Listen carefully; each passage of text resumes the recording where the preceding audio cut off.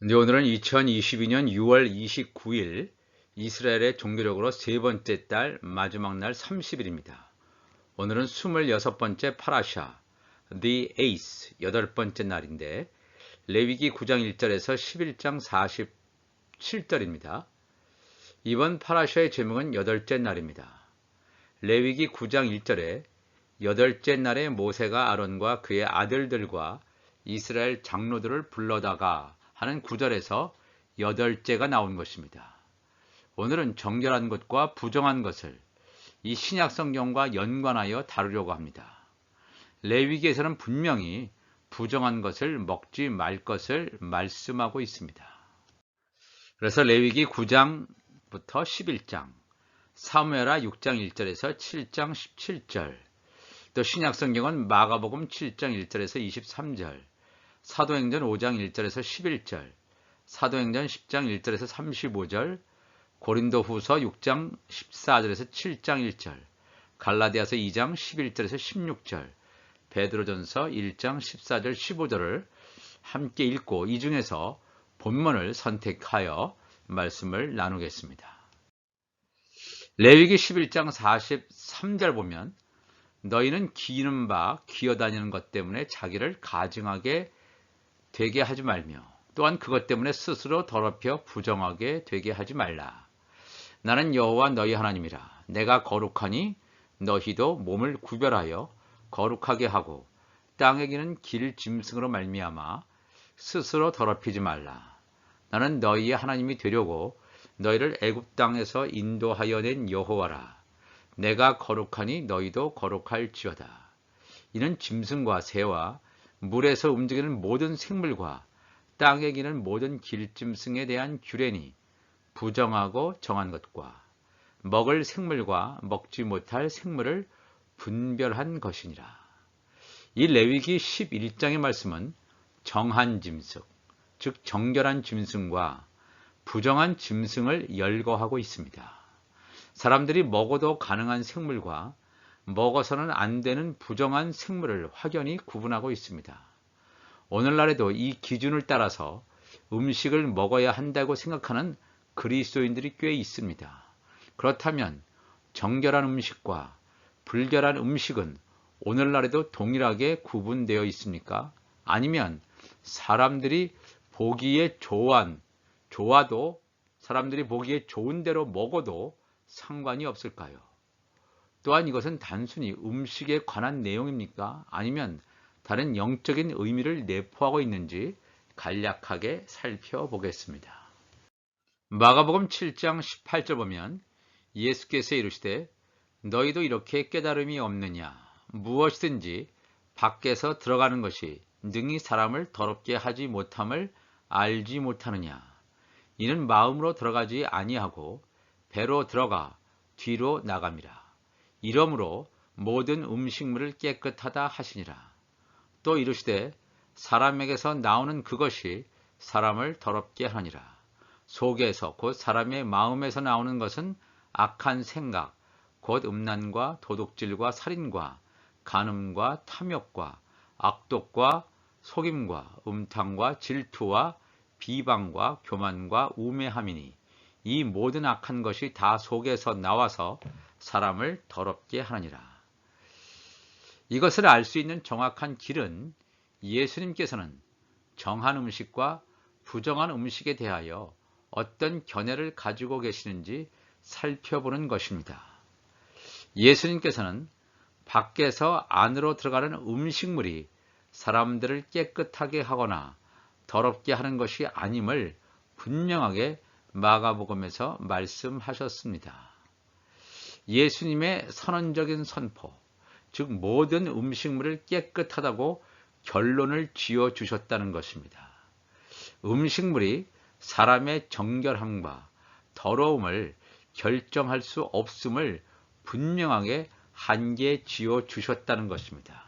구약의 레위기에서는 분명히 정한 생물, 부정한 생물, 먹어도 되는 생물, 먹어서는 안 되는 생물을 구분하고 있지만 예수님은 모든 음식물이 다 깨끗하고 이것이 부정한 짐승을 먹는다고 사람이 더럽혀지지 않는 것임을 분명히 말씀하고, 사람을 더럽혀지게 하는 것은 사람 속에 있는 악한 생각임을 예수 그리스도께서는 분명히 드러내시고 있습니다.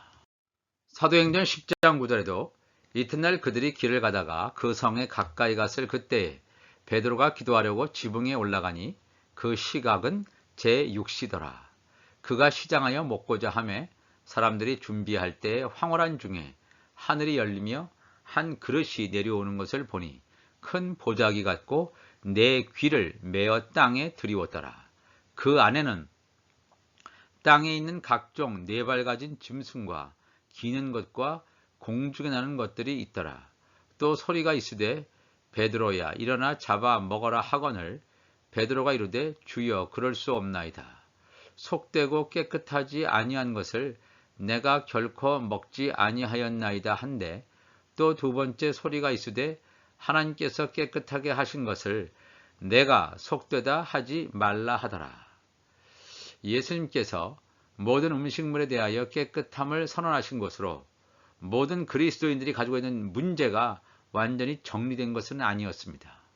왜냐하면 사람들이 예수님의 말씀을 정확히 이해하지 못하였기 때문입니다. 분명히 오순절 성령 강림 사건으로 성령 세례를 받은 예수님의 수제자인 베드로는 율법 아래에 있지 않았지만 여전히 율법 아래에 있을 때에 오래된 관습에서 벗어나지 못한 모습을 여실히 보여주고 있습니다. 완전한 육신의 죽음에 이르지 못하고 계속해서 성장의 과정에 있음을 보여준다는 것입니다. 베드로가 정해진 기도 시간이 되어서 기도를 할 때 하늘이 열리고 환상을 보게 되는데, 땅에 있는 각종 네 발 가진 짐승과 기는 것과 공중에 나는 새가 하늘에서 베드로 앞에 내려옵니다. 이것을 먹으라고 베드로에게 명령합니다. 만일 이것이 정결한 짐승이었다면 베드로는 즉시 명령에 순종하였을 것입니다. 그렇지만 환상에서 본 것들은 부정한 짐승들이었습니다. 그래서 율법이 명령한 대로 율법에 충실하게 따라왔던 베드로는 당연히 거부합니다. 베드로는 율법 아래에서 죄와 사망의 법에 매여 있다가 복음으로 자유함을 얻었으나 여전히 완전하게 율법 아래에서의 삶을 청산하지 못하고 그의 과거의 관습에 매여 있는 모습을 적나라하게 보여줍니다. 이때 하늘에서 하나님께서 깨끗하게 하신 것을 내가 부정하다고 하지 말라는 소리가 베드로에게 들려옵니다. 이 사건은 정한 짐승, 부정한 짐승을 먹는 차원의 이야기가 아니라 부정한 짐승으로 상징되는 하나님을 알지 못하는 이방인들에게 하나님의 말씀을 전하라는 놀라운 계시의 말씀임을 알게 됩니다. 참 놀라운 말씀이죠.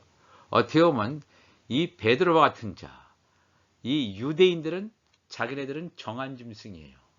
그러니까 부정한 짐승하고 교제도 해서는 안 되는 것으로 생각하며 살아왔는데, 그리고 유대인에게만 복음을 전하는 것으로 그렇게 살아왔는데, 그러한 모든 편견을 하나님께서 완전하게 깨시는 것을 볼 수가 있습니다. 네가 유대인이지만 이방인에게, 이방인 안에도 하나님의 자녀와 종들과 시민이 있음을 온전히 알고 저들에게 복음을 증거할 것을 말씀하는 계시가 되겠습니다. 창세기 41장 44절에 가보면 바로가 요셉에게 이르되 나는 바로라.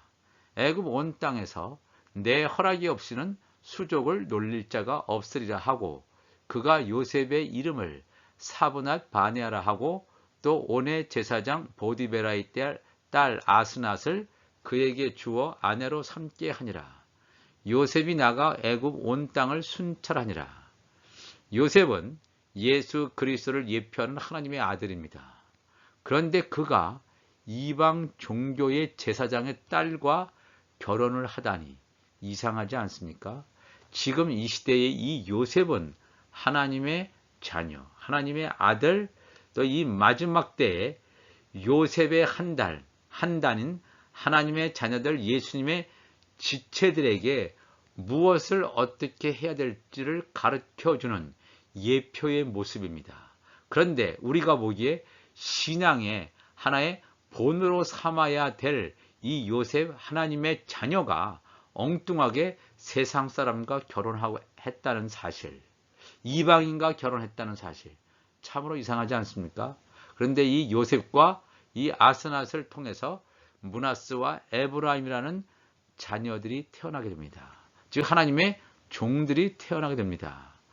하나님의 아들의 신분을 가진 베드로가 부정한 음식을 먹지 않겠다고 계속 고집을 부렸다면 즉 이방인에게 복음을 전하는 길이 막혔을 것입니다. 하나님 나라의 완성이 이루어지지 못했을 것입니다. 하나님 나라에는 요셉과 같은 하나님의 자녀만 필요한 것이 아닙니다. 이 야곱과 같은 또 이런 사람들과 같은 하나님의 종들도 필요합니다. 그래야지 우편 12보좌, 좌편 12보좌가 함께 연합을 이루어서 24보좌가 완성되는 하나님의 나라가 완성된다는 사실을 우리가 기억을 해야 합니다.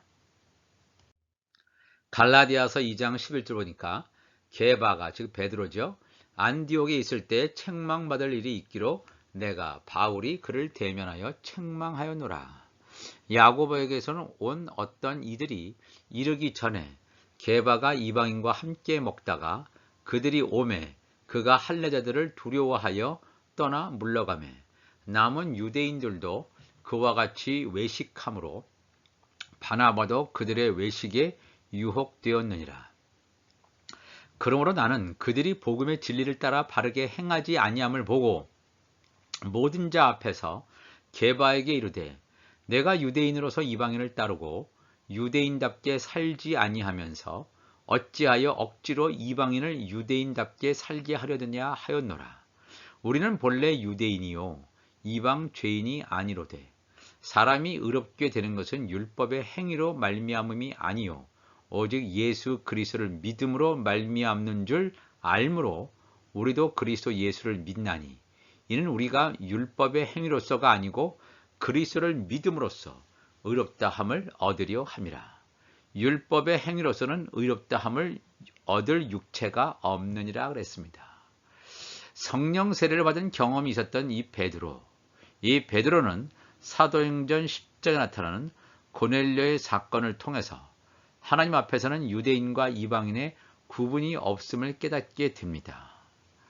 그의 강고했던 유대인과 이방인을 구분했던 표지, 어떻게 보면 주이시 마커 같은 유대인이 이방인보다 우월하다고 하는 하나님의 선택받은 백성이라고 하는 이 표지가 부서지기 시작하였습니다. 율법 아래의 모습이 벗겨지고 점차로 그리스도의 의의 옷으로 갈아입는 베드로의 모습을 볼 수 있습니다. 이것이 한 번에 그냥 되어지는 것이 아니라 과정을 거친다는 것입니다. 갈라디아서 2장에 보여지는 대로 베드로는 유대인이지만 이방인과의 교제를 받아들이고 그들과 함께 음식을 나누며 교제하는 대로 발전해 갑니다.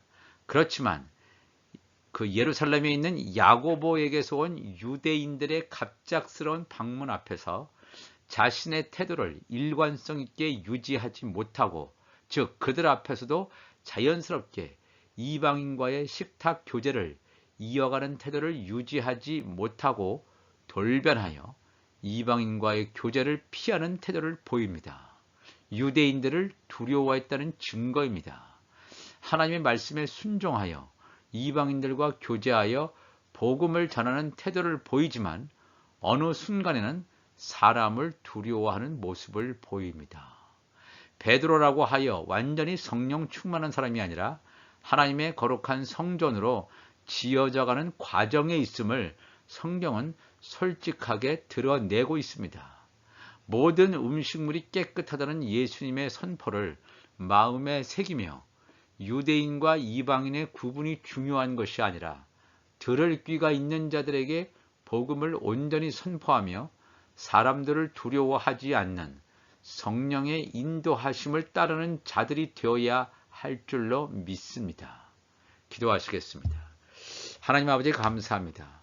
오늘도 이 하나님의 말씀을 나누었습니다. 구약 레위기의 말씀, 또 예수 그리스도의 말씀, 또 베드로가 보인 태도, 바울이 보인 태도, 이런 등등의 일들을 통해서 우리 하나님께서 말씀하시고자 하시는 분명한 의도를 깨닫게 하시니 감사합니다. 유대인이냐 이방인이냐가 중요한 것이 아니라 유대인 안에도 하나님의 아들과 종들과 시민이 있고 또 이방인 안에도 하나님의 아들과 종들과 시민이 있습니다. 인종적인 구분이 아니라 온전히 하나님의 말씀을 받을 수 있느냐 없느냐, 들을 귀가 있느냐 없느냐에 따라서 아들과 종과 시민으로 나누어짐을 우리가 분명히 알고 사람의 눈으로는 알 수 없기 때문에 우리를 만나는 자마다 우리에게 말씀을 증거하는 하나님의 사람들이 되게 하여 주옵소서. 감사하며 예수님의 이름으로 기도하옵나이다. 아멘.